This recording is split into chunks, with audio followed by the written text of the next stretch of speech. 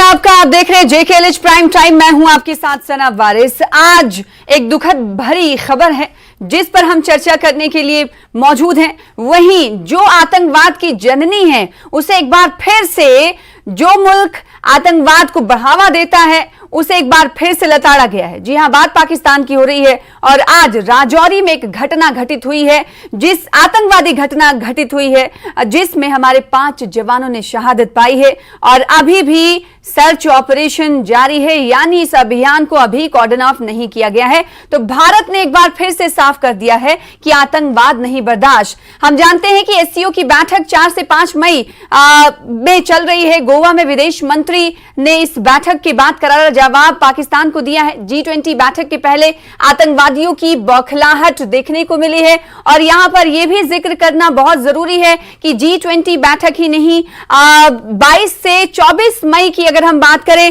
तो इस दौरान SCO की बैठक 4 से 5 यानी आज और कल से चली और इस बैठक के बाद कंक्लूडिंग रिमार्क्स विदेश मंत्री की तरफ से दिया गया।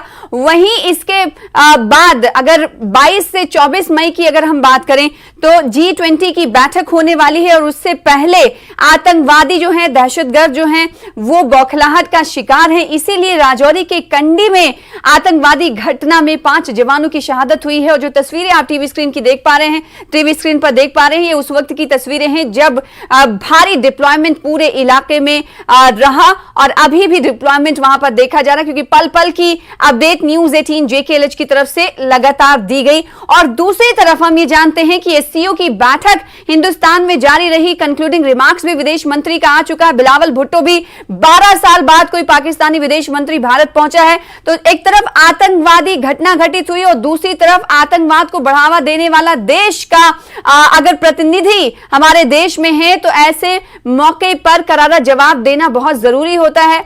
आज हमने देखा कि विदेश मंत्री जयशंकर की तरफ से करारा जवाब पाकिस्तान को देते हुए कहा गया कि आतंकी इंडस्ट्री के प्रवक्ता के तौर पर बिलावल भुट्टो ने जवाब दिया था। अब ये सवाल उठता है कि आखिर कल बिलावल भुट्टो ने क्या कुछ कहा था। बिलावल भुट्टो ने कहा था कि किसी टेररिज्म को एक हथियार नहीं बनाया जाना चाहिए, जिसके बाद बिफरता हुआ यह जवाब माना जा सकता है विदेश मंत्री का। आतंकवाद को बढ़ावा देने वाला देश शांति की बात नहीं कर सकता, इस जयशंकर ने ये बातें कही। साथ ही साथ हम ये जानते हैं, एक बार फिर से उस बयान को दोहराने की भी जरूरत है कि आखिर बिलावल भुट्टो ने क्या कहा था, क्योंकि बार बार ये कहा जा रहा है कि जब आतंकवाद में कमी या फिर आतंकवाद के दंश को जब पाकिस्तान खुद झेल रहा है तो आखिर इस में कमी क्यों नहीं कर रहा है। तो कहीं ना कहीं जो बयान बिलावल भुट्टो का दिया गया SCO बैठक के दौरान, उससे ये साफ हुआ कि उनके इरादे और इशारे क्या हैं, क्योंकि बिलावल भुट्टो ने कहा कि आतंकवाद को हथियार की तरह इस्तेमाल ना करें। सिर्फ कश्मीर पर सवाल पर चर्चा हो सकती, विदेश मंत्री की तरफ से यह बात कही गई एस जयशंकर प्रसाद की तरफ से। और दूसरी तरफ हम जान रहे हैं कि जहां ये बैठक हो रही है और दूसरी तरफ आतंकवाद पर ही ये करारा जवाब दिया गया है और 5 जवानों की आज शहादत हुई है, जो दुख भरी खबर है। आज इसी मुद्दे पर हम बातचीत करेंगे, चर्चा करेंगे। कई खास मेहमान हमारे साथ जुड़ने वाले हैं जिनका तारुफ करा दें।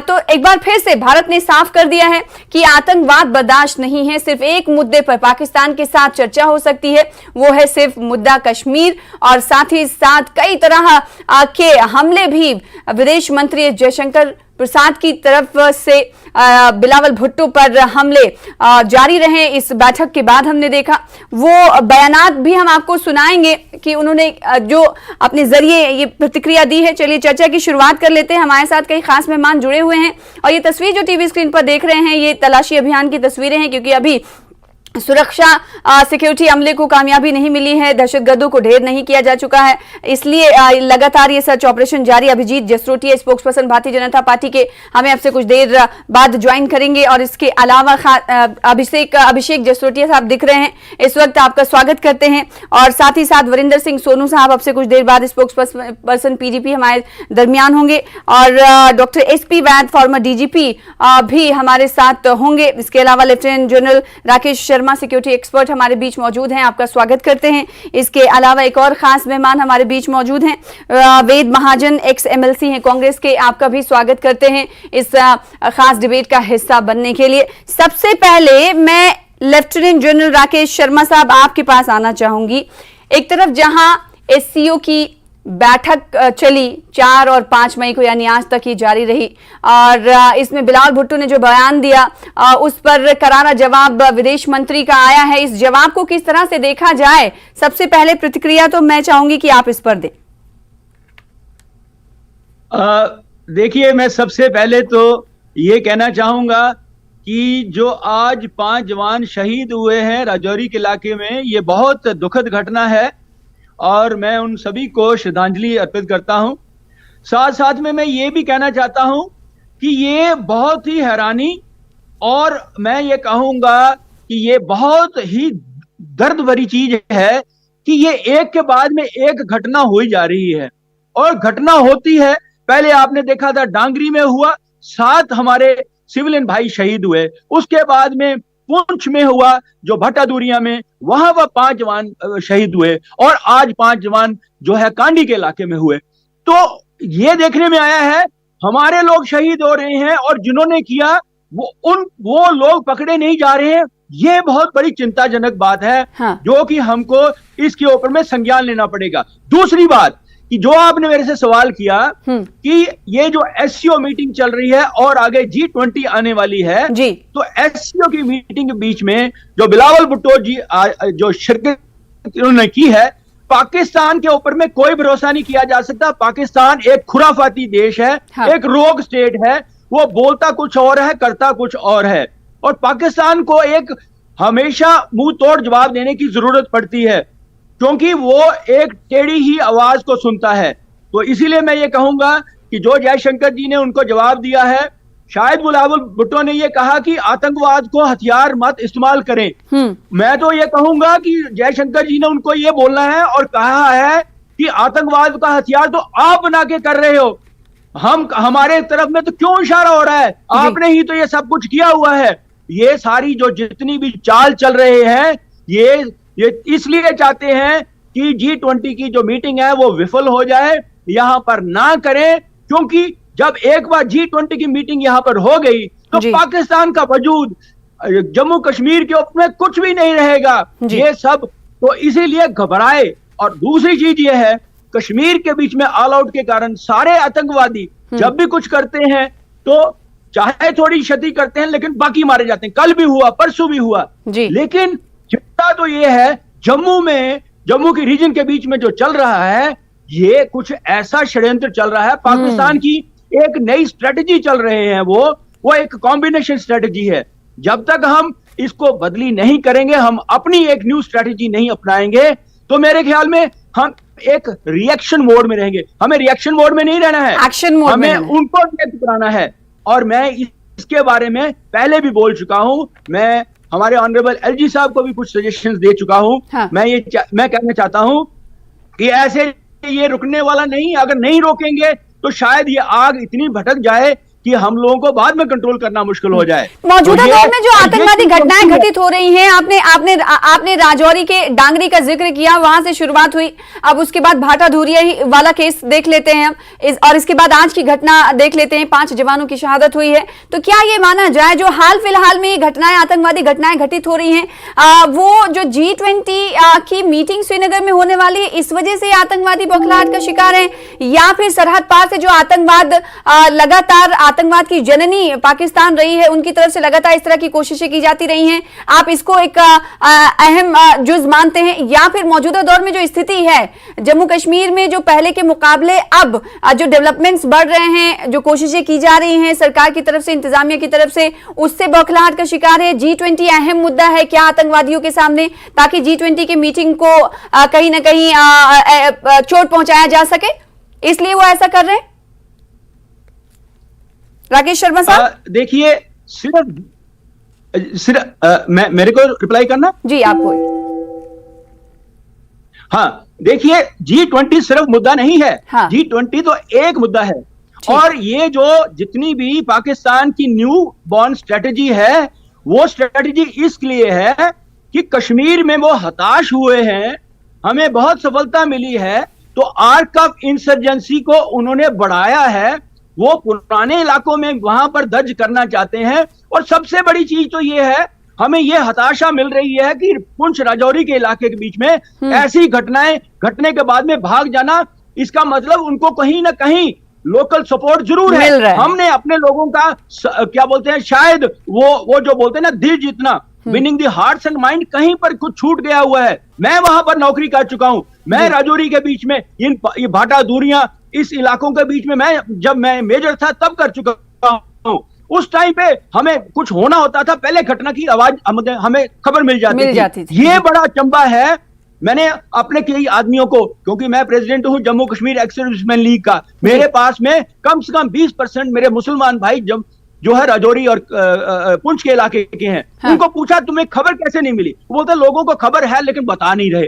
तो इसका मतलब कहीं हमारा जोड़ नहीं हो पा रहा है। तो एक चीज वो है कि हमको फिर दोबारा से, अब सवाल ये उठता है कि जो जुड़ाव पहले से लोगों का था, जो फोर्सेस पर भरोसा लोगों का था, वो कैसे टूटा, और वो जो भरोसा टूट चुका है उसे जोड़ा कैसे जाए, उस खाई को पाटा कैसे जाए, इस पर मैं आपसे सवाल करूंगी, क्योंकि आप अपने तजुर्बे को भी बता रहे हैं, शेयर कर रहे हैं हमारे साथ। इस बीच खास मेहमान भी जुड़ चुके हैं, वरिंदर सिंह सोनू साहब, जो कि पीडीपी के प्रवक्ता, स्पोक्स पर्सन हमारे बीच मौजूद है, आपका स्वागत करते हैं। डॉक्टर एसपी वैद साहब फॉर्मर डीजीपी हैं, वो इस तरह के ऑपरेशंस को बड़े ही करीब से उन्होंने अंजाम भी दिया है, और लगातार इस स्थिति पर उनकी नजर भी बनी रहती है। आपका भी सर स्वागत है इस खास डिबेट का हिस्सा बनने के लिए। आज हम सब चर्चा करने के लिए जब बैठ रहे हैं, तो राजौरी के केसरी हिल इलाके में आपको भी जानकारी होगी कि वहां पर ऑपरेशन चल रहा है, मुठभेड़ हुई, 5 जवानों ने अपनी जान गंवाई। एसपी वैद साहब, आपको आवाज मेरी मिल पा रही होगी, तो मैं आपसे यही सवाल करना चाहती हूं कि अभी जो मिलिटेंट हैं, और दूसरी तरफ ये भी जिक्र करना बहुत जरूरी है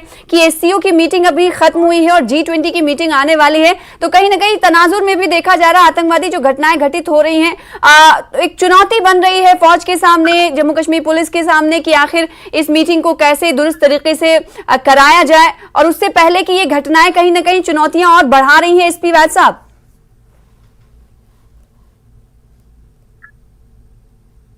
पहले तो मैं अपनी श्रद्धांजलि दूंगा उनको जिन्होंने शहादत दी, जिन्होंने कुर्बानी दी अपने देश के लिए, और उनके परिवार के साथ पूरा देश खड़ा है।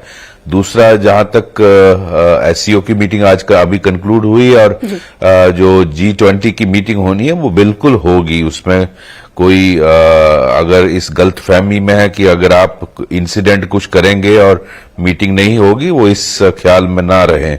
लेकिन ये जानबूझ के ये जो इंसिडेंट किए जा रहे हैं, ये उस नैरेटिव को काउंटर करने की कोशिश की जा रही है कि 370 और 35A हटाने के बाद हालात बेहतरी की तरफ हुए हैं। और खासकर कश्मीर एरिया रीजन में आपने देखा किस तरह से जो ऑपरेशन ऑल आउट के बाद टेररिस्ट कार्डर्स खत्म हो गए, उनके हथियारों की कमी होने लगी। बाद में इन्होंने एक टैक्टिक्स बदला, टारगेटेड किलिंग कश्मीर में करने की कोशिश की, उसको भी काफी हद तक कंट्रोल किया गया। और जो OGW नेटवर्क था उस पर काफी प्रेशर लाया गया सेपरेटिस्ट एलिमेंट्स पर।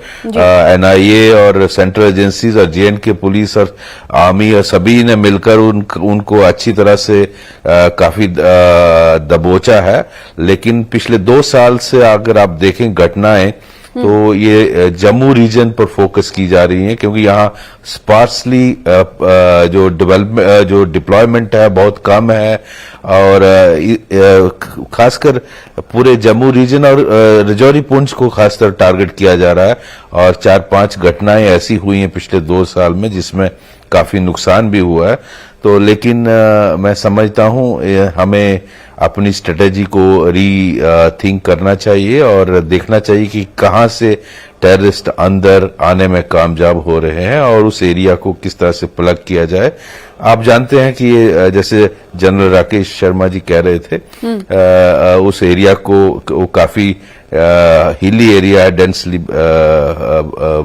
डेंस फॉरेस्ट भी है और उसमें काफी केव्स भी हैं। उसका फायदा लेकर टेररिस्ट ये नुकसान करने में कामयाब रहे, लेकिन बहुत जल्दी मुझे उम्मीद है हम इस पर काबू कर पाएंगे। और इसमें जो मैं समझता हूं जे.एंड.के पुलिस को भी अपने एसओजी ग्रुप्स को रिवाइव करना चाहिए और आरआर की डिप्लॉयमेंट और जो पैरामिलिट्री सीआरपीएफ की डिप्लॉयमेंट है उसको थोड़ा और बढ़ाना चाहिए। और इसमें जो ग्राउंड लेवल पुलिसिंग है, जो सोर्सेज हैं, जो खबर आनी चाहिए वो उसमें मुझे लगता है कमी है। आफ्टर ऑल आर्मी पर अटैक करके ये टेररिस्ट ग्रुप किस तरफ जा रहा है, कहां जा रहा है, इसकी खबर आनी चाहिए। इसके लिए लोकल पुलिस को भी बहुत ज्यादा लोगों के साथ तालमेल रखना पड़ेगा और बहुत जल्दी आई थिंक अगर मेहनत की जाए और स्ट्रेटेजी को रीडिजाइन किया जाए तो हम इस पर काबू कर पाएंगे। बिल्कुल,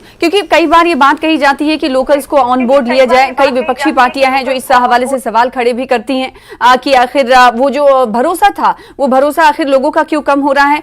इस पर हम आप दोनों से जवाब लेंगे, लेकिन कई और खास मेहमान जुड़े हुए हैं, जल्दी जल्दी से उनका रुख कर लेते हैं। सबसे पहले रुख कर लेते हैं वरिंदर सिंह सोनू साहब का। वरिंदर साहब, आज जो घटना घटित हुई बहुत दुखदाई घटना है, और इसके अलावा अगर बौखलाहट की बात कर लें तो इससे साफ नजर आ रहा है कि आतंकवादी जो है बौखलाहट का शिकार हैं, क्योंकि G20 मीटिंग हो रही है, इससे भी इसको जोड़ा जा रहा है। जैसे कि राकेश शर्मा साहब ने कहा कि इसे एक वजह मानी जा सकती है। हम ये देखते हैं कि पीडीपी की तरफ से, महबूबा मुफ्ती की तरफ से बार बार ये कहा जाता है कि पाकिस्तान के साथ बातचीत की जाए। आज जब बिलावल भुट्टो एससीओ मीटिंग में शिरकत करने के लिए हिंदुस्तान पहुंचे तो उन्होंने एक ऐसा बयान दे दिया जो शक के घेरे में रहा।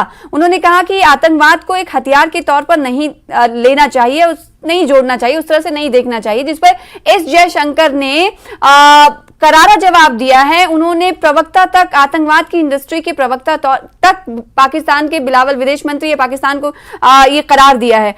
ऐसे वक्त में भी क्या पीडीपी वही उसी बयान पर कायम है?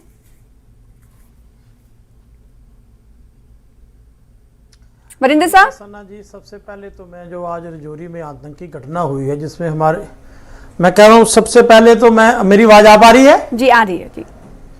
सन्ना जी, मेरी आवाज आ रही है? जी आ रही है, आप फरमाएं। हाँ, सबसे पहले तो जो आज रजौरी में आतंकी घटना हुई है जिसमें 5 हमारे जवान जो शहीद हुए हैं, जिन्होंने इस देश के लिए अपने प्राणों की कुर्बानी की है, मैं उनकी शहादत को कोट एंड कोट नमन करता हूँ।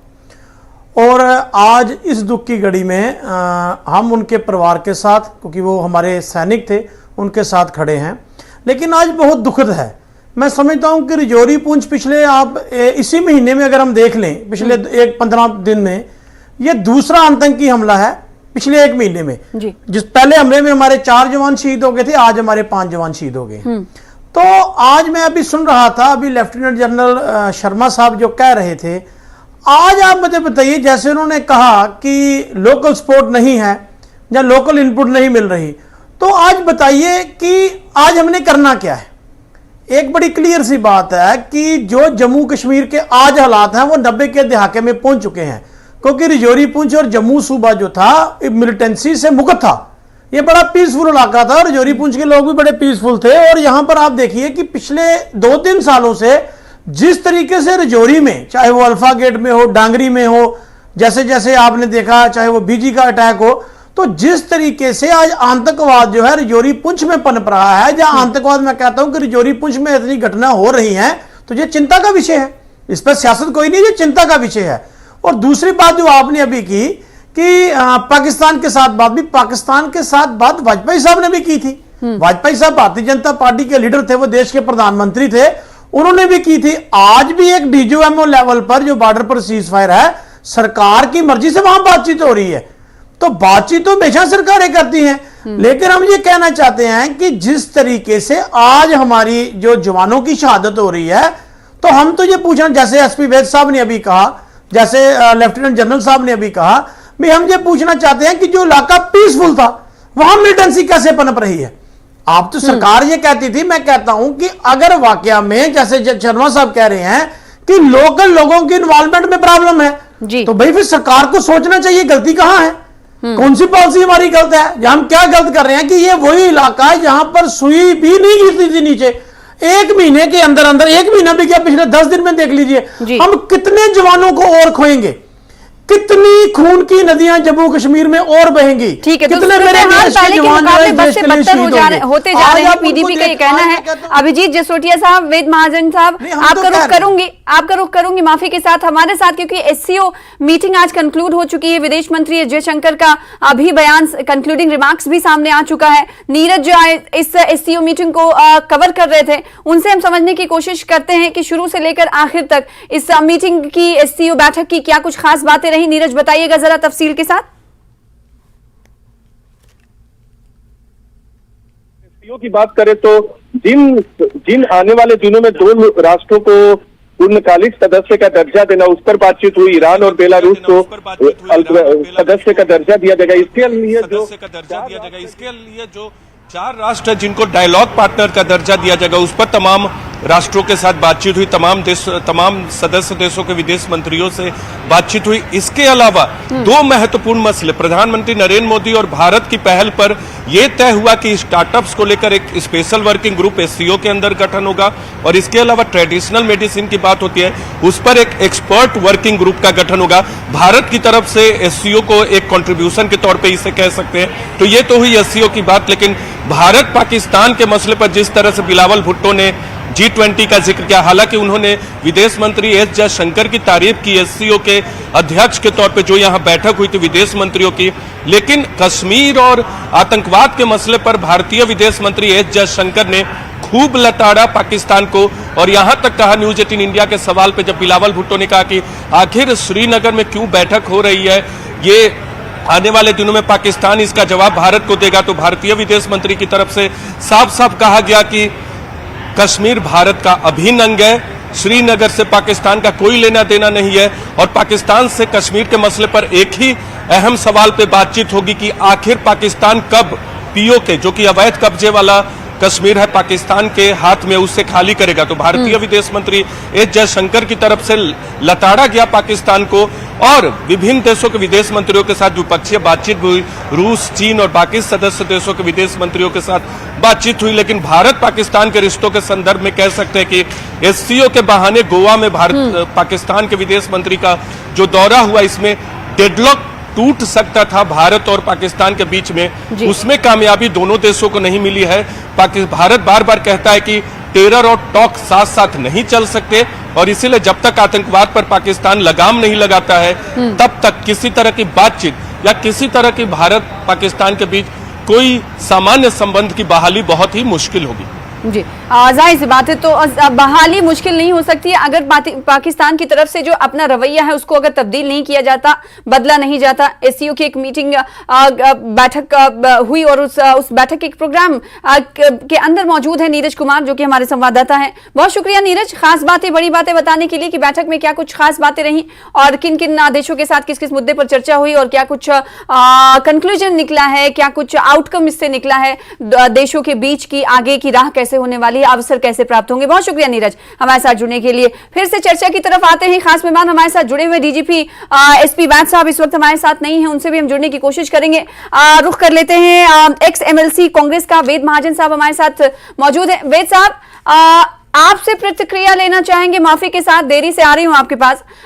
ये जो घटना घटित हुई और दूसरी तरफ एससीओ में करारा जवाब एस जयशंकर की तरफ से दिया गया, तो बार बार ऐसा होता है कि एक घटना का सलूशन और उस आतंकवाद या आतंकवादी की तलाश जारी होती है, और दूसरी घटना को अंजाम आतंकवादी दे रहे हैं। आखिर ये इस पर आपका क्या, इस पर प्रतिक्रिया आपकी क्या है, ये हम आपसे समझना जानना चाहेंगे कि कांग्रेस क्या कुछ स्टैंड रखती है।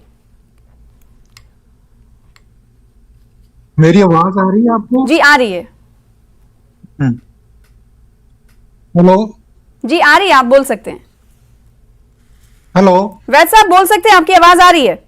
अच्छा ठीक है।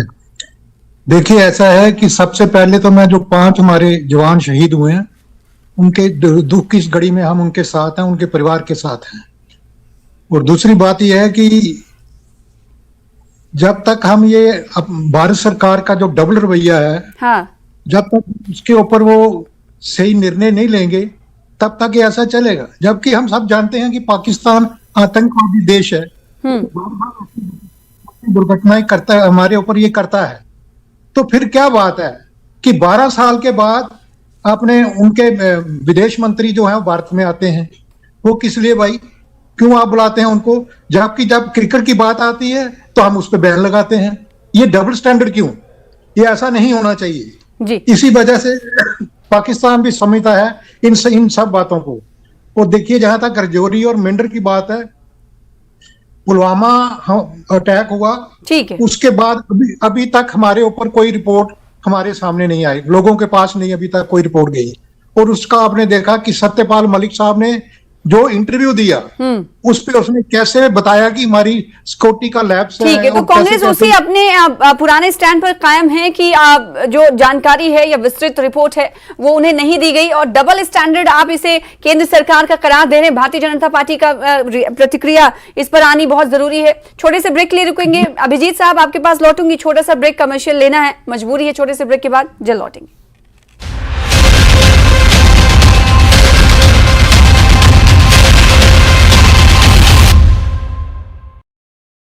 एक बार फिर से आपका स्वागत करते हैं जेकेएलएच प्राइम टाइम आप देख रहे हैं। आज दुखद भरी खबर है जिस पर तमाम राजनीतिक दलों से और तमाम शुबे हयात की तरफ से लगातार संवेदनाएं व्यक्त की जा रही है, क्योंकि आज फिर से पाकिस्तान की तरफ से अपनी नापाक हरकतों को अंजाम देते हुए आतंकवादियों ने 5 जवानों को शहीद किया है। तो एक बार फिर से सवाल उठ रहा है कि आखिर ये जो पॉलिसी है आतंकवाद, क्योंकि हम देखते थे कि कश्मीर घाटी में इस तरह के वाकयात, इस तरह की घटनाओं में इजाफा होता था, लेकिन अब उनकी रणनीति कहीं ना कहीं इधर शिफ्ट हुई है। तो आखिर इसके पीछे और इस को काउंटर करने के लिए क्या कुछ रणनीति अपनाई जानी चाहिए? एक्सपर्ट के तौर पर अभी पैनलिस्ट में हमारे साथ लोग शामिल हैं जिनसे हम समझने की कोशिश कर रहे हैं कि जो रणनीति अगर आतंकवादियों ने बदली है तो रणनीति क्या कुछ और बदलनी चाहिए फोर्सेस को या फिर सुरक्षा एजेंसियों को। अभिजीत जसरोटिया साहब का रुख कर लेते हैं, क्योंकि उनका रिएक्शन अभी तक आ नहीं पाया है, क्योंकि कुछ देर पहले ये हम देख रहे थे कि वेद महाजन साहब सीधे तौर पर ये कह रहे थे कि एक तरफ तो पाकिस्तान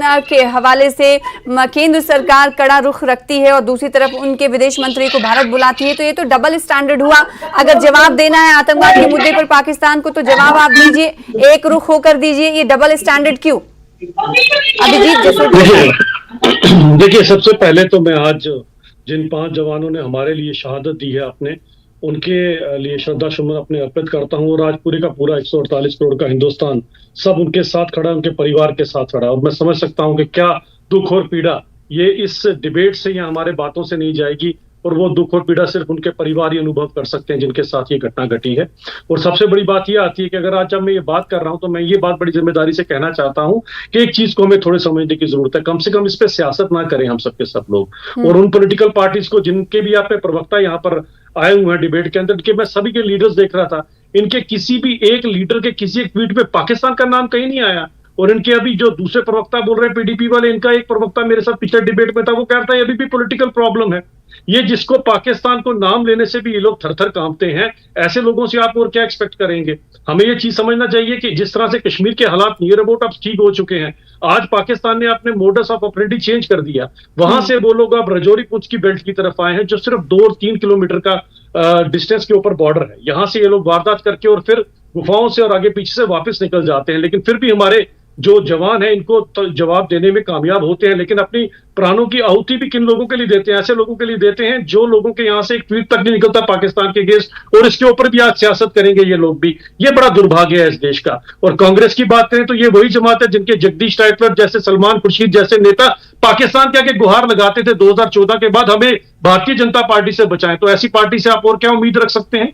ये इसी तरह की बात ही करेंगे। आज ये मौका नहीं है कि हम इसके ऊपर सियासत करें। आज पूरी दुनिया को एक मैसेज देने की जरूरत है कि पूरे का पूरा हिंदुस्तान पर जो है वो पाकिस्तान और पाकिस्तान के गुर्गों की तरफ, आईएसआई के खिलाफ खड़ा हुआ है। हम सभी के सभी लोग, सभी नेता एक हैं इसके ऊपर। लेकिन दुर्भाग्य देखिए मेरे देश का, किस तरह का दुर्भाग्य है कि यहां पर भी लोग इसको पॉलिटिकल एंगल देने की कोशिश कर रहे हैं। नहीं, अगर राजनीतिक पार्टियां सवाल खड़े कर रही हैं तो सवाल का जवाब भी तो आना चाहिए ना अभिजीत जसरोटिया साहब, जैसा कि तो हाँ। सना जी मुझे बताएं, इनका एक ट्वीट भी तो आना चाहिए। आप महबूबा मुफ्ती का ट्विटर देख लीजिए, उमर अब्दुल्ला का देख लीजिए, कांग्रेस के नेताओं का देख लीजिए, एक ने भी पाकिस्तान का नाम नहीं लिया कहीं पर। जी बिल्कुल, ट्वीट देखा और ट्वीट में उन्होंने कहा क्या, ये भी हमने, क्योंकि लगातार पल पल की अपडेट न्यूज 18 जेकेएलएच की टीम ग्राउंड पर मौजूद थी और लोगों को बता रही थी कि क्या कुछ हुआ और कौन से राजनीतिक दलों की तरफ से क्या प्रतिक्रियाएं आई हैं। वरिंदर सिंह सोनू साहब, जो भारतीय जनता पार्टी सवाल उठा रही है, उसका जवाब चाहेंगे कि अगर टेररिज्म के खिलाफ, आतंकवाद के खिलाफ एक ट्वीट या बयान आता है तो उसमें पाकिस्तान का जिक्र क्यों नहीं होता? भाजपा पूछ रही है आपसे। देखिए, सबसे पहले कि आप ट्वीट देख लीजिए कि सबसे पहले मेरा ख्याल है कि महबूबा मुफ्ती साहिबा जी ने इस अटैक की कंडेम किया है। और दूसरी बात मैं ये कहना चाहता हूं, हम 30 मिनट की डिबेट करते हैं तो भारतीय जनता पार्टी 28 मिनट पाकिस्तान का नाम जपती है। पाकिस्तान के साथ प्रेम इनका होगा, हमारा नहीं, हमने इनसे कुछ नहीं लेना देना। ये जिन्ना की मजार पर जाकर ये भारतीय जनता पार्टी उसको सेकुलर नेता कहती है, हमने कभी नहीं कहा। तो आप भी डर रहे हो, कोरोना कार्रवाई जो आपने 56 इंच का सीना दिखाया था, और जो 56 इंच का सीना कहां गया आपका? एक के बदले 10 सर कहां गए आपके? एक के बदले 10 सर किसने रोका आपको? किसने आपकी बाजू पकड़ी है? अभी जी जसरतिया, बात को घुमाने की कोशिश मत करो। मैं आपसे पूछना चाहता हूं, किसने आपकी बाजू पकड़ी है? लोन जवानों की शहादत का बदला लाओ, एक के बदले 10 सर किसने रोका आपको? 10-50 सीटें कहां गई? आप दोगले हो। जिन्ना की मजार पर जाके, जिन्ना की मजार पर जाके उसको सेकुलर नेता किसने कहा? बताओ मुझे। बात सुनने की क्षमता रख अभिजीत जसरोटिया, बात को सुनिए अभिजीत जसरोटिया जी, बात को सुनिए। जवानों की शहादत पे आप सियासत करते हो, आपको शर्म आनी चाहिए। जवानों की शहादत पे सियासत आप करते हो। पुलवामा के शहीदों की फोटो किसने लगाई? चुल्लू पर पानी में पुलवामा के शहीदों की शहादत बीजेपी सवाल कर रही है कि आतंकवाद के खिलाफ पीडीपी आवाज उठा रही है, जो हमारे जवानों को शहीद करा रही है, घटना पर निंदा व्यक्त कर रही है, तो पाकिस्तान का सवाल, पाकिस्तान का नाम क्यों नहीं लिया? ये सिंपल से सवाल है। अपनी बात करो, अपनी बात करो। आप सीना कहाँ है? कहाँ एक के बदले 10 सर आपके? कितने जवान शहीद कराओगे? मुझे बताओ, कितने जवान शहीद कराओगे? ये दोगले लोग हैं, ये दोगले लोग हैं। दो पीडीपी के साथ भारतीय जनता पार्टी भी थी, एक वक्त में पीडीपी के साथ भारतीय जनता पार्टी भी थी। अभिषेक जसरोटिया, उसको भी नहीं भूलना चाहिए। तो ये दोगले, सबसे पहले हमने तो पूरी कोशिश की कि जितने ये लोग हैं जिनको पाकिस्तान भगत है, ये हिंदुस्तान भगत बन जाए। हिंदुस्तान में हम तो पूरी कोशिश करते हैं, लेकिन करें क्या? इन लोगों के अंदर तो भर भर कर फूट कर गद्दारी भरी पड़ी। आप दोनों ऐसे लड़ाई कर रहे हैं। मैं चाहूंगी कि ये जाया ना हो। लेफ्टिनेंट जनरल राकेश शर्मा साहब, आपके पास मैं लौटूंगी उस सवाल के साथ। कुछ देर पहले जब आप अपने तजुर्बे को शेयर कर रहे थे, आपने कहा कि आप भी इस इलाके में तैनात रहे और आपने कई सारे ऑपरेशंस को चलाया और देखा बड़े ही करीब के साथ। और उस वक्त जो आपने अनुभव किया था और आज मौजूदा वक्त के जो हालात हैं वो बिल्कुल मुख्तलिफ हैं, अलग हैं। आपने कि पहले लोग जो थे वो फौज के साथ ताउन करते थे, लेकिन अब कोई बताता नहीं है। तो ये जो खाई है, लोगों की जो दूरी है, ये आखिर क्या वजह रही कि इतनी बढ़ी है? इसको कम करने के लिए क्या करना होगा? देखिए, सबसे पहले तो मैं एक बात पे अभिजीत से ताउन रखता हूं। हाँ। कि इसमें बेशक पाकिस्तान का हक है, इसमें पाकिस्तान का हक है, पाकिस्तान का हाथ है। तो उन्होंने ही ये सारे जितने अंजाम दिए जा रहे हैं, उन्हीं के जो स्ट्रेटेजी है उसी से चल रहा है।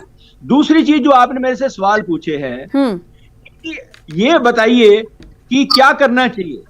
मैं ये कहूंगा, सबसे पहले तो पॉलिटिकल टेररिज्म हमारी अपनी, यानी कि क्रॉस पार्टी जो टेररिज्म है, जो वो बंद करनी चाहिए। जबकि हमारे देश की बात है, हमारी स्टेट की बात है, तो ये चीज पहले बंद होगी तो तब जाके एक कंसेंसस होगा।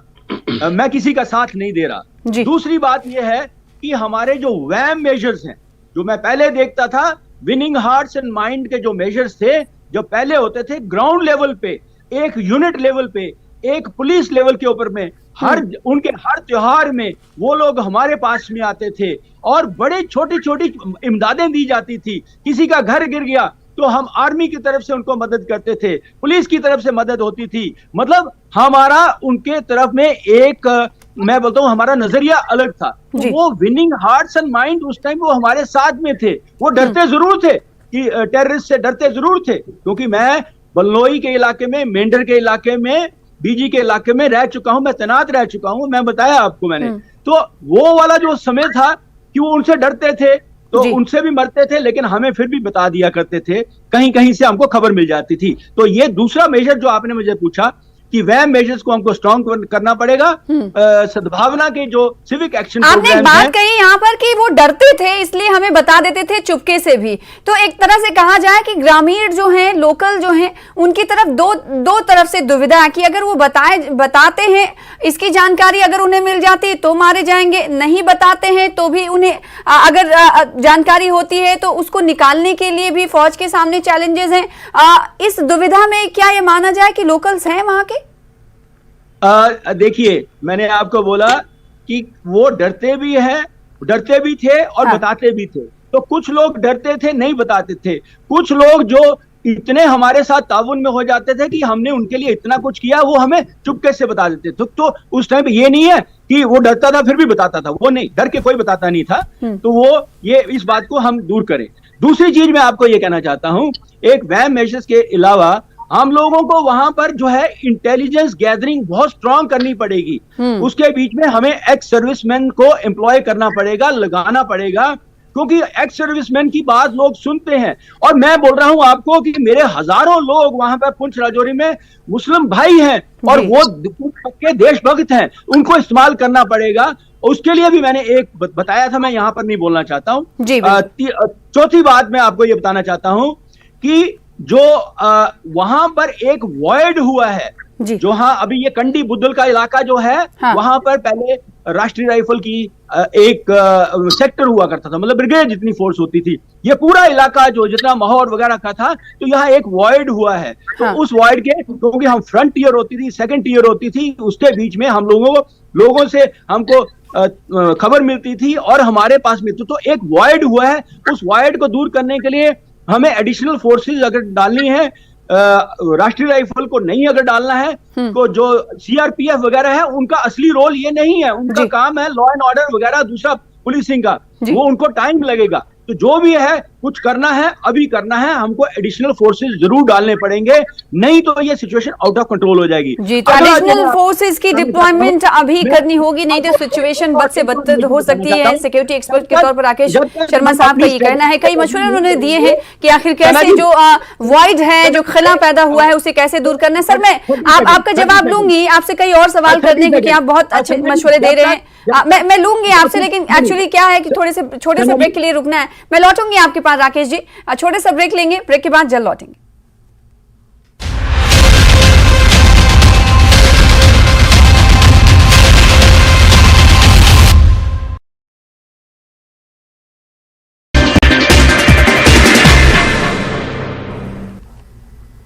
नमस्कार, धारवी रफ्तार भी में आपका बहुत स्वागत करते हैं। मैं हूं आपके साथ हिना जुबैर। शुरुआत करेंगे अहम खबरों से।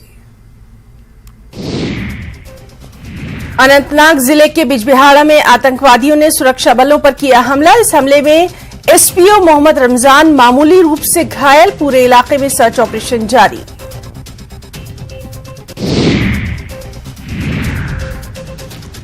बारामूला पटन करेरी के वानीगाम में मुठभेड़। लश्कर तैयबा से जुड़े 2 स्थानीय आतंकवादी मारे गए। आतंकवादी पिछले मार्च से थे सरगर्म।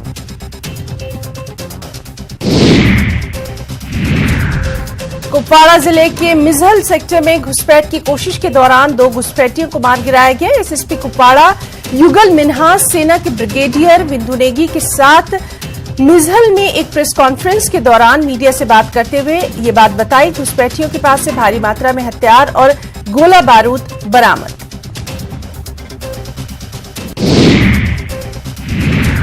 एसएसपी कुपवाड़ा युगल मिन्हास का बयान, दुश्मन के मंसूबों को विफल करने का प्रयास रहेगा जारी।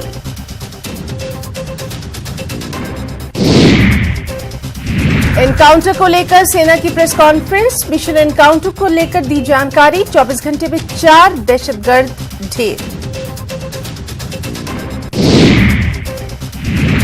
टेरर फंडिंग मामले में छापेमारी। एनआईए ने किश्तवाड़ में कई स्थानों पर की छापेमारी। कई लोगों के घरों की ली गई तलाशी।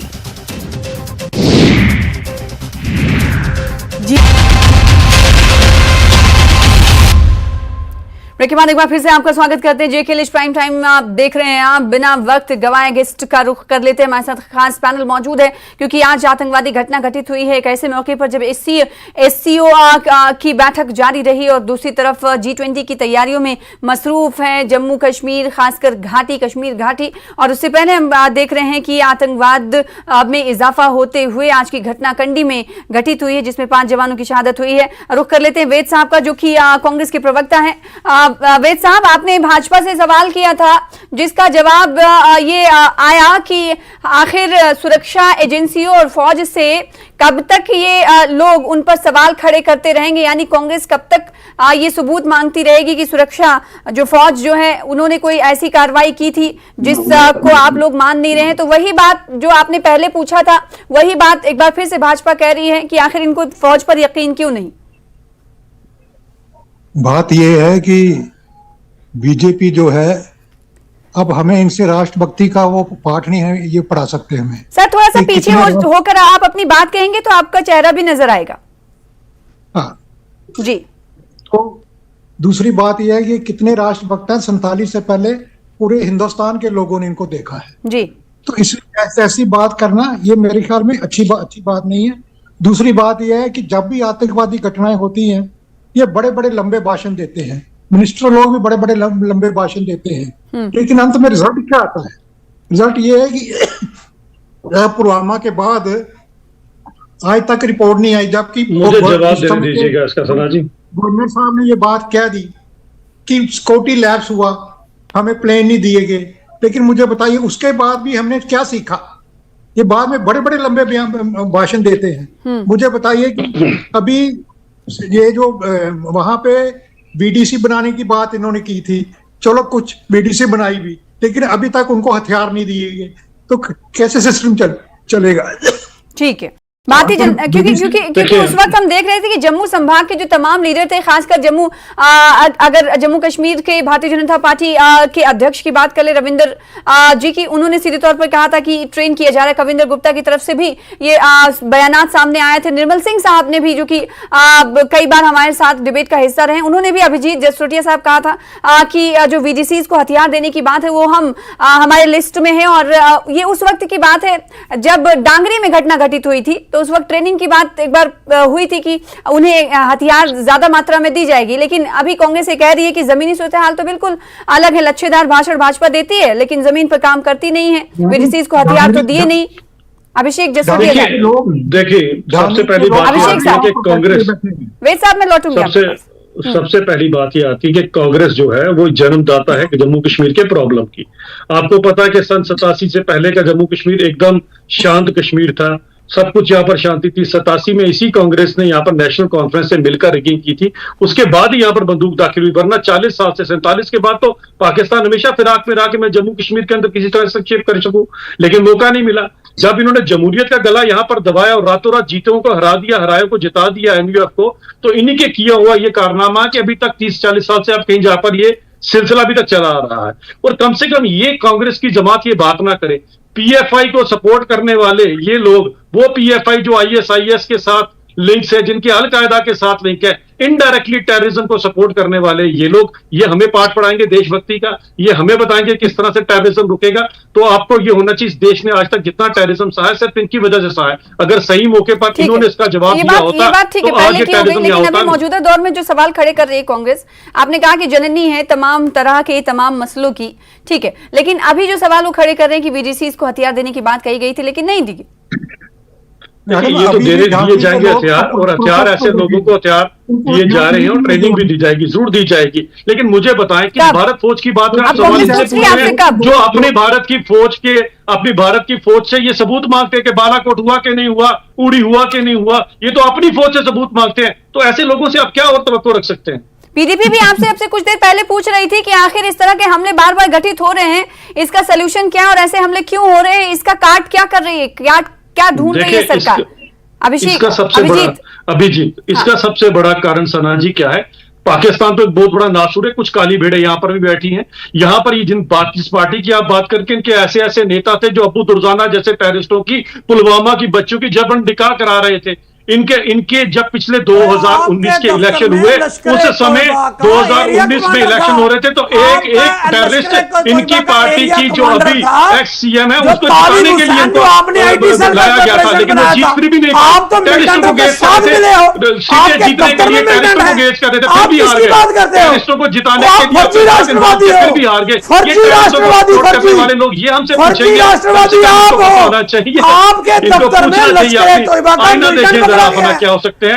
इन्होंने स्पॉन्सर किया, मैं चुनाव आपके साथ है 2003 में जब पॉइंट ब्लैंक पर 24 भूना गया था तो उस समय ये लोग जब हिलिंग टच खेल रहे थे उन्होंने किया हुआ है 2003 नदी मर उस समय 24 की स्त्री पर तो भूना गया था। तब यही कांग्रेस में पीडीपी की सरकार थी और ये हिलिंग टच खेल रहे थे, हिलिंग टच खेल रहे थे। यासीन मलिक, शबीर शाह अपनी कुर्सी के पीछे छुपा कर ये तो टेररिस्टों को सपोर्ट करने वाले लोग हैं। बीटा कराटे यासीन मलिक सबको कुर्सी के पीछे छुपा कर रखा है इन्होंने, सबको छुपा कर रखा है। तो इसीलिए ये टेररिस्टों की पार्टी है, कौन क्या करने वाला कौन नहीं करने वाला, कम से कम हमने ना सबक सिखाया क्या वो तो हमने गलती की, हमने गलती की आपके साथ अलायंस करके। पीडीपी और बीजेपी जो इस वक्त लड़ती हुई दिखाई दे रही है, एक वक्त में हमने देखा था कि इनकी सरकार भी जम्मू कश्मीर में गलती हुई थी। एक बार हमने सोचा शायद ये लोग नेशनलिस्ट बन जाएंगे, पर क्या हार्डकोर जिनके ब्लड ये तो खुद 8 साल पीडीपी में रहे हैं सना जी, ये पीडीपी के प्रवक्ता थे, 370-35 पे वर्कशॉप लगाते थे 370 के लिए, तो तब ये नेशनलिस्ट के आपके साथ रहे। जब बात राजनीतिक पार्टियों की होती है तो आप लोग ऐसे ही लड़ते हैं। राकेश शर्मा साहब, मैं आपके पास आना चाहती हूँ, कुछ खास बात आप कहना चाहते थे, मैं चाहूंगी कि वो आप बताएं क्या कहना चाहते थे। इसके अलावा जो पॉलिटिकल डिफरेंसेस है वो कहीं ना कहीं खत्म ही नहीं होता है। अभी जो पार्टी या केंद्र सरकार से दूसरी पार्टी सवाल करती है तो आरोप प्रत्यारोप का दौर जो है सिलसिला थमने का नाम नहीं लेता है। जो वायरल सवाल है वो भी पूछने पर ये आप बबूला हो जाते हैं। आखिर हल कैसे निकलेगा? एक सेकंड राकेश साहब, वरिंदर साहब का, अभिजीत साहब का ऑडियो डाउन कर दीजिए प्लीज। सना जी, जब मैं आपके साथ में ताउन रखता हूं इस बात के लिए, मैंने जब पहला पॉइंट दिया था भाई इसका इलाज क्या है कि we have to stop political terrorism, वही चीज जो आप बोल रहे हो मैंने उसको एक दूसरे शब्दों में बोला था, तो वो हमें अपनी रोकनी है। दूसरी चीज ये है कि मैं 2018-19 से बोलता आया हूं, कोटेड ऑन द टीवीज, कि हमारी जो सर्जिकल स्ट्राइक है वो पाकिस्तान में जो एक्सटर्नल सर्जिकल स्ट्राइक की साथ साथ में इंटरनल सर्जिकल स्ट्राइक भी करनी चाहिए। यानी कि जो हमारे इनिमिकल एलिमेंट्स हैं, जो हमारे जैसे हुर्रियत है, जमाती हैं, इन सभी को मैंने 2018 में बोला था कि इनके ऊपर में सर्जिकल स्ट्राइक किए जाए। जब तक यहां नहीं करेंगे तो बाहर से ये दोनों का जो हाथ मिल जाता है तो उसके कारण तो हमें पहले अंदर से रोकना पड़ेगा, बाहर वाले को तो हम बॉर्डर पे रोक लेंगे। तो वो चीज बहुत जरूरी है। और लास्ट में मैं आपको ये कहना चाहता हूं कि ये जो हमारा जो इंटेलिजेंस नेटवर्क है हमको और बहुत स्ट्रांग करना पड़ेगा, चाहे हमें एक्स्ट्रा इंटेलिजेंस यूनिट्स यहां पर लानी पड़े, हमें OGWs को सरफेस कराना पड़ेगा, हमें लोगों का दिल जीतना पड़ेगा दोबारा से वैम मेजर्स के साथ में। और लास्ट मैं ये कहूंगा कि पाकिस्तान अगर अपनी स्ट्रेटेजी को बदली करता आया है, एक डायनामिक है, कश्मीर से यहां ले आया, कहीं ले जा रहा है, तो हमें बदली करना, उसके लिए एक सिक्योरिटी स्ट्रेटेजी एडवाइजर गवर्नर के साथ में या गवर्नमेंट के साथ में बहुत जरूरी है। आप ऐसे ही हर चीज को चलाते रहेंगे तो शायद इसी प्रकार से चीजें चलती रहेंगी। ठीक है, ऐसे ही चलते रहेंगे तो शायद इस तरह की घटनाएं बंद नहीं होंगी। बदलाव जब दहशतगर्दों ने लाया है अपने अमल में तो इस सिक्योरिटी एजेंसियों को भी और एक तरह से पुख्ता स्ट्रैटेजी बनाने की जरूरत होगी। छोटा सा ब्रेक लेंगे, ब्रेक के बाद जल्द लौटेंगे। प्रतिक्रियाओं का दौर लगातार जारी है, इस पर हम देख रहे हैं कि ट्वीट्स भी किए जा रहे हैं और ट्वीट्स पर भी अब सवाल खड़े होने लगे हैं। छोटा सा ब्रेक के बाद जल्द लौटेंगे।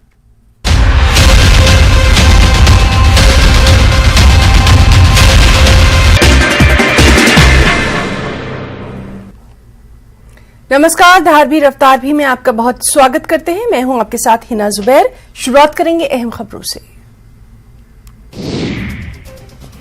अनंतनाग जिले के बिजबिहाड़ा में आतंकवादियों ने सुरक्षा बलों पर किया हमला। इस हमले में एसपीओ मोहम्मद रमजान मामूली रूप से घायल, पूरे इलाके में सर्च ऑपरेशन जारी।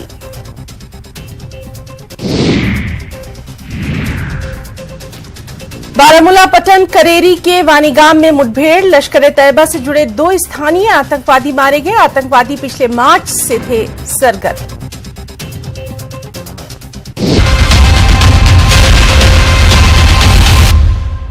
ब्रेक के बाद एक बार फिर से आपका स्वागत करते हैं। आज जेकेएलएच प्राइम टाइम में हम बात कर रहे हैं। आज आपको बता दें कि राजौरी की कंडी में एक आतंकवादी घटना घटित हुई है और दहशतगर्दों को अभी भी सर्च ऑपरेशन के दायरे में सर्च ऑपरेशन चल रहा है। पूरे इलाके में फौज की डिप्लॉयमेंट है। इस बीच सवालात भी खड़े हो रहे हैं कि आखिर इस तरह के हमले बार बार क्यों हो रहे हैं, आतंकवादी जो घटनाएं हैं वो क्यों बढ़ रही हैं, और इस पर लगातार सवालों जवाब का सिलसिला भी जारी। कई खास मेहमान भी हमारे साथ जुड़े हुए हैं। पीजीपी मौजूद है, भारतीय जनता पार्टी भी मौजूद है, कांग्रेस भी मौजूद है। कुछ देर पहले सुरक्षा विशेषज्ञ के तौर पर, सिक्योरिटी एक्सपर्ट के तौर पर हमारे एक पैनलिस्ट ने सवाल उठाया था कि लोगों का दिल जीतना बहुत जरूरी है।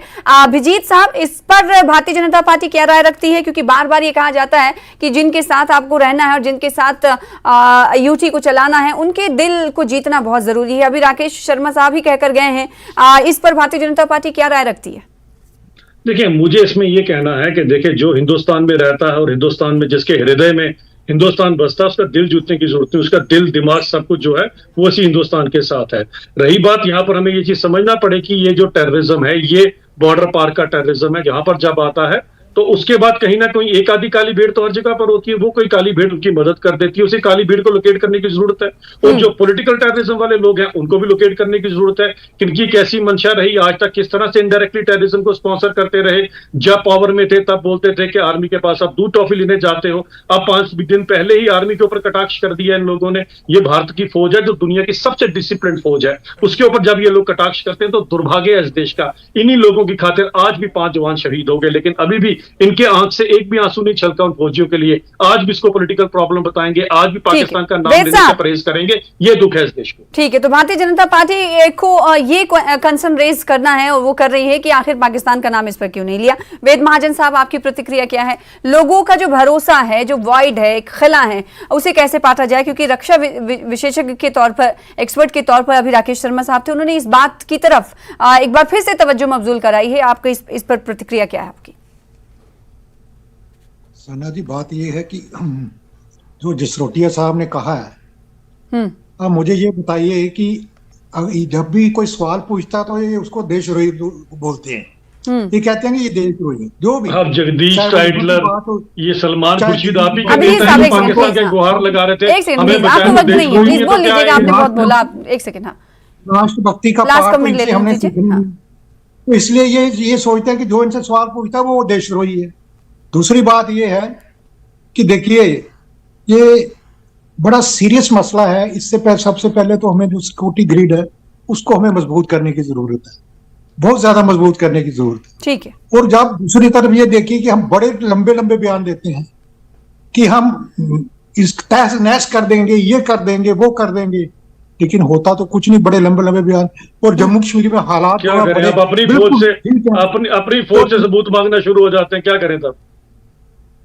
और सना जी, दूसरी बात ये है कि ये कहते हैं कि जम्मू कश्मीर के हालात बिल्कुल ठीक हैं। हाँ। सारा कुछ ठीक है, और उसकी ये मिसाल ये देते हैं कि देखिए 3 लाख टूरिस्ट वहां चला गया।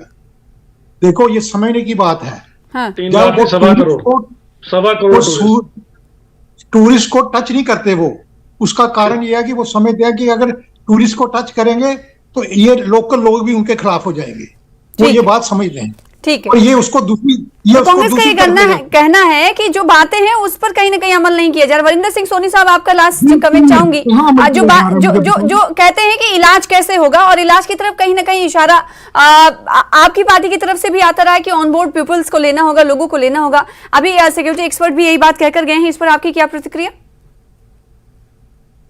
मेरे से कह रहे हैं जी? वरिंदर साहब से मेरा सवाल था। जो शर्मा साहब ने कहा है, उन्होंने जो कहा है, जी जी जी जी जी शर्मा साहब ने जो अभी कहा है उसको गौर से समझने की जरूरत है। हाँ। उन्होंने कहा है जी लोकल लोगों को साथ लेना। मैं कहता हूं कि मिलिटेंसी के खिलाफ लोकल लोग जंग लड़ते हैं, फौज और एजेंसियां तो लड़ती हैं। बाकी फौज किसी पॉलिटिकल पार्टी की थोड़ी होती है, फौज देश की होती है। जितनी भारतीय जनता पार्टी की उतनी मेरी है। लेकिन मैं ये कहना चाहता हूं कि आप जिस तरीके से, भाई आप चुप कर जाओ यार, आप चुप कर जाओ, आप मिलिटेंटों के सर्ग ना हो। तो लश्कर तोयबा का मिलिटेंट आपके घर से निकला है, आपने ठेका लिया है गुंडे को रोकने का। जो आदमी आपसे पूछता है, सवाल पूछता है, उसको आप देशद्रोही कहते हो। अंग्रेजों के दलाल आप, अंग्रेजों के दलाल आप थे, दलालियां आप करते हो। पाकिस्तान जाके जिना को सेकुलर आप कहते हो। आप किस कौन सी देशभक्ति की बात करते हो? पाकिस्तान में जिना को सेकुलर किसने कहा? एक सेकंड वरिंदर साहब, आप निकाल दिया पार्टी से। वक्त की कमी है। आप मुझे बताओ, नवाज शरीफ के बर्थडे पे केक खाने कौन गया? अभिजीत साहब, नवाज शरीफ के बर्थडे पे बिरयानी खाने कौन गया? ये था कि जो हम गए। जो आप देशद्रोही लोग हो। पैदा हुआ आपके है, दफ्तरों में पीडीपी लश्कर तोयबा के बिल्डिंग वकालत करती है कि लोगों को ऑन बोर्ड लेना होगा। इस पर मुझे जवाब चाहिए था, लेकिन वक्त इसकी इजाजत नहीं देता। बहुत शुक्रिया XMLC कांग्रेस वेद साहब हमारे साथ जुड़ने के लिए। अभिजीत साहब आपका भी बहुत शुक्रिया इस डिबेट का हिस्सा बनने के लिए। वरिंदर साहब आपका भी शुक्रिया। इससे पहले खास मेहमान राकेश शर्मा साहब भी जुड़े हुए थे, उनका भी शुक्रिया अदा करना चाहेंगे। और SP वैद साहब का भी शुक्रिया, फॉर्मर DGP रह चुके हैं, वो भी हमारे साथ इस डिबेट का हिस्सा थे, उनका भी शुक्रिया। बहुत शुक्रिया आप तमाम का। फिलहाल इसी के साथ आज के JKLH प्राइम में बस इतना ही। कल फिर हाजिर होंगे बड़े मुद्दे के साथ। तब तक देखते रहिए News 18 JKLH। नमस्कार।